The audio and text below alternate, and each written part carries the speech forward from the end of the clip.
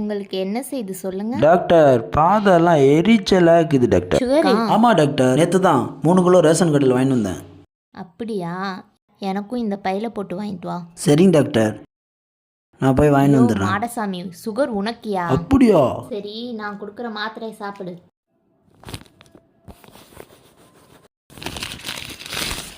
போலி டாக்டர் போத்தீஸ்வரி. சாப்பிட வேண்டியது